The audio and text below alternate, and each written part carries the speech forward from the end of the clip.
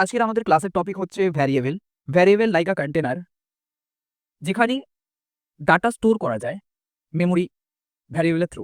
For example, আমরা একটু ভ্যারিয়েবলের ডেফিনেশন দেখি যে a variable is an name use to store data. ভ্যারিয়েবলের নাম যে কোনো কিছু হতে পারে। For example, variable A, variable age, variable name, যেখানে ডাটা স্টোর থাকে। It's acts as a placeholder for a value that can change during the execution time. এক্সিকিউশনের সময় ভ্যারিয়েবলের যেটা স্টোর থাকে সেটা চেঞ্জ হতে পারে, রাইট? আর এখানে একটা এক্সাম্পল রয়েছে যে প্রথমে ডাটা টাইপ, যদি আমরা সিতে দেখি, প্রথমে ডাটা টাইপ আমাদের ডিক্লেয়ার করতে হয়, তারপরে ভ্যারিয়েবল নেম, তারপরে সেখানে কি ডাটাটা স্টোর থাকবে সেই ডাটাটা। ফর এক্সাম্পল, এখানে ইন্ট হচ্ছে আমাদের data type integer, as variable name, যেখানে আমাদের 25 স্টোর করা রয়েছে। ওকে, তো আমাদের দুজনের এজ দিতে বলেছে, তো সেখানে আমাদের দুজনের এজই, একজনের 25, একজনের 35, যার ডাটা টাইপ হচ্ছে অ্যাজ এ ইন্টিজার। ইন্টিজার হচ্ছে আমাদের একটা নাম্বারকে বোঝায়, ঠিক আছে? ভ্যারিয়েবলের ক্ষেত্রে আমাকে কিছু স্টেপ, কিছু রুলস ভেরিয়েবল ডিক্লেয়ার করার জন্য আমাদের মাথায় রাখতে হবে। আমি একটা কাজ করি, আমি এক্সাম্পল দেখিয়ে দিই। এক্সাম্পল দেখানোর আগে আমি ভ্যারিয়েবলটাকে পেইন্টের থ্রু বোঝানোর চেষ্টা করি যে এই হচ্ছে একটা কন্টেনার, ভ্যারিয়েবল একটা কন্টেনার, এর নাম কি V1, ঠিক আছে? যদি আমি রিয়েল লাইফ এক্সাম্পল দিই, তুমি কোথায় কোনো রেস্টুরেন্টে খেতে গেছো বিরিয়ানি, ফ্রাইড রাইস, ওকে? তো V1 আমাদের কি, V1 হচ্ছে বিরিয়ানি, আর তার সাথে আরেকটা কন্টেনার দিয়েছে, এই কন্টেনার V1 কন্টেনারের মধ্যে বিরিয়ানি স্টোর রয়েছে, ওকে? আর আরেকটা আমাদের কন্টেনার দিয়েছে রেস্টুরেন্ট থেকে V2, যার মধ্যে চিলি চিকেন স্টোর রয়েছে, ঠিক আছে? তো সিম্পল, তার আগে আমাদের এর ডাটা টাইপটা আছে কি সেটাকে ডিক্লেয়ার করতে হয়, ঠিক আছে? মানে বিরিয়ানির কন্টেনারে কোন ধরনের বিরিয়ানি, বা চিলি চিকেনের কন্টেনারে কোন ধরনের চিলি চিকেন সেইটা, রাইট? তো এটা একটু ফানি, বাট আমি যদি দেখি অ্যাজ এ সি অনলাইন কম্পাইলারের, তো আমাদের ভ্যারিয়েবল ডিক্লেয়ার করার জন্য আমি কি বলেছিলাম, আমাকে প্রথমে ডাটা টাইপ, তারপর ভ্যারিয়েবল নেম ডিক্লেয়ার করতে হয়। এটা সি প্রোগ্রামিং আর জাভার ক্ষেত্রে, যে আমি সাপোজ ডাটা টাইপ, আমাদের সিনট্যাক্সটাকে মাথায় রাখতে হবে যে ইন্ট এজ, ইন্ট হচ্ছে আমাদের ডাটা টাইপ ইন্টিজার, এজ হচ্ছে আমাদের ভ্যারিয়েবল নেম, আর একজনের আমি 25 ভ্যারিয়েবল স্টোর করে দিলাম, ঠিক আছে? যেমন str নেম, ওকে? বা আমরা এখানে লিখতে পারি যে ফ্লোট, সবচেয়ে উদাহরণ ইজি এক্সাম্পল নেই, ফ্লোট, ফ্লোট এখানে দিলাম প্রাইস, প্রাইস হচ্ছে আমাদের কিন্তু ভ্যারিয়েবল নেম, ঠিক আছে? এখানে আমি কিছু প্রাইস দিয়ে দিই, সাপোজ 25.05, ফ্লোটিং মানে আমরা বুঝি ডেসিমেলকে, ঠিক আছে? আমাদের আরেকটা ভ্যারিয়েবল হতে পারে যেটার নাম হতে পারে ক্যার। সাপোজ আমরা ক্যারে বলতে সিঙ্গেল কোনো অ্যালফাবেট ক্যারেক্টারকে স্টোর করানো যেতে পারে। সাপোজ গ্রেড হচ্ছে আমাদের একটা single character a, okay? Same জিনিস আমাদের ডাবল, ওকে? ডাবলও একটা ডেটা টাইপ, যেখানে আমি as a distance variable name নেব, double.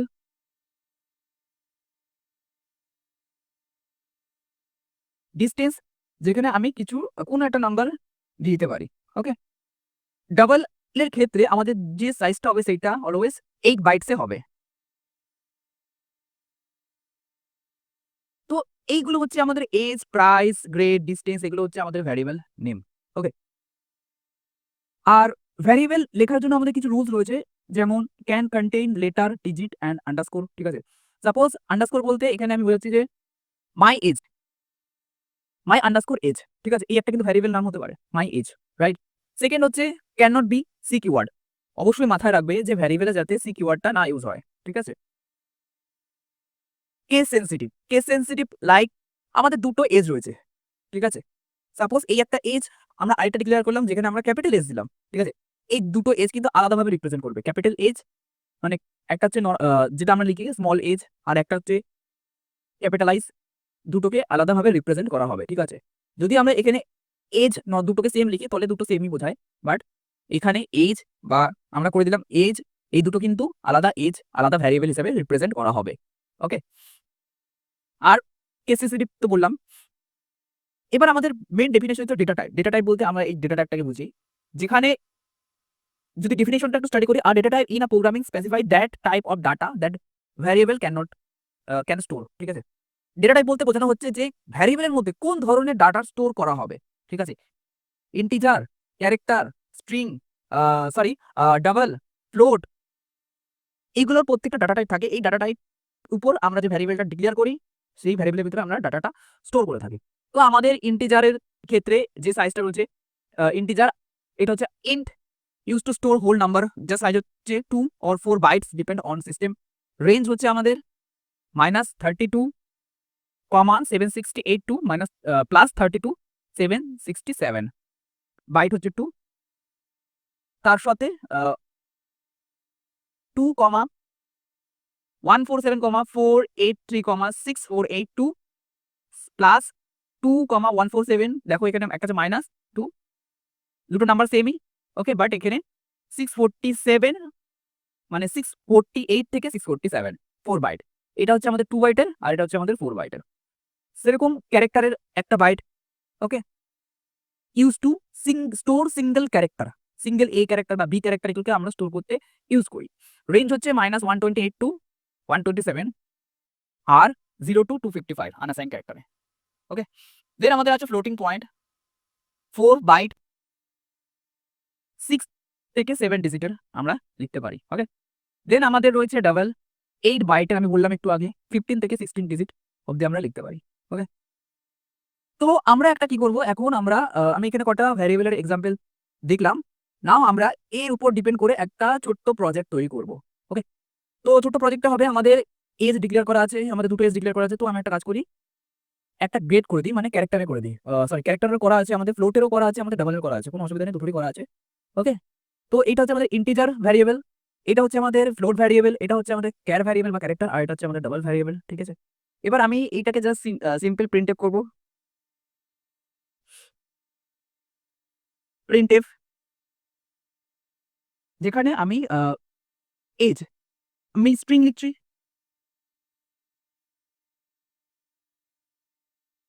Percentile D under of string, percentile D new line, comma দিয়ে আমি এজ, ওকে। পার্সেন্টাইল এখানে ডি লেখার কারণ হচ্ছে আমাদের ইন্টিজার, আমাদের ডেসিমেলেরই একটা পার্ট নাম্বারকে বোঝানো হয়, তাই জন্য আমরা অ্যাজ এ পার্সেন্টাইল ডি লিখলাম, ঠিক আছে। দেন আমাদের নেক্সটটা আমি প্রিন্ট করব, তাই জন্য এবারে আমাদের প্রিন্ট করতে হবে ফ্লোটটাকে। ফ্লোটকে প্রিন্ট করার জন্য আমরা ইউজ করব এখানে এটা হচ্ছে আমাদের price, okay, percentile two f, তার আগে আমরা পয়েন্ট লিখতে হবে।